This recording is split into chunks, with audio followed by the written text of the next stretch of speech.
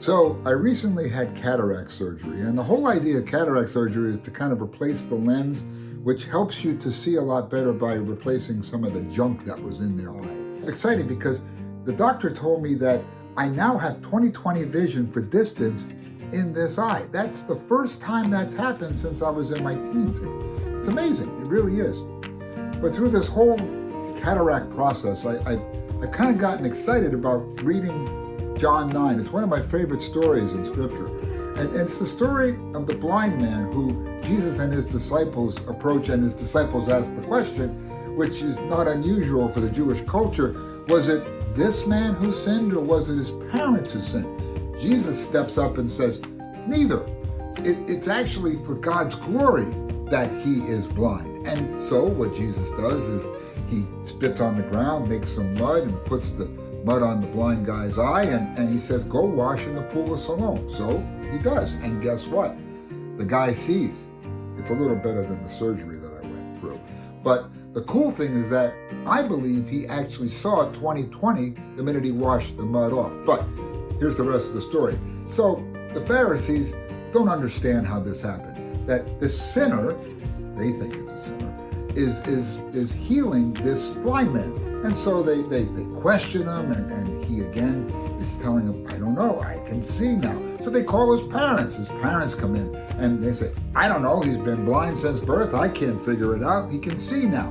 And in the end of the story, he actually says the only thing that was standing between him and blindness was Jesus.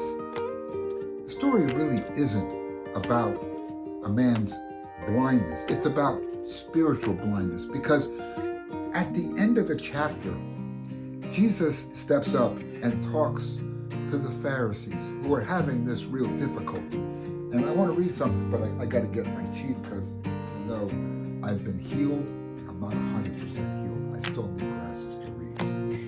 So when Jesus heard that they had thrown him, the blind guy, the formerly blind guy, out, when he found him, he said, do you believe in the Son of Man? And who is he, sir?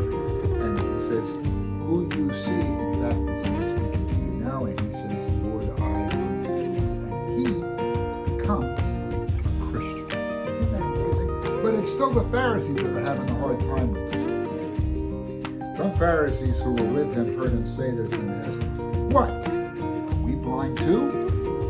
Jesus says, if you were blind, you would not be guilty of sin. But now that you claim that you can see, you're guilty. Here's the deal. How's your spiritual eyesight? Is it 20/20? Or are you still kind of struggling with nearsightedness, that's something quite obvious in front of you, the Son of God? You can see, but you don't fully understand. Or are you farsighted?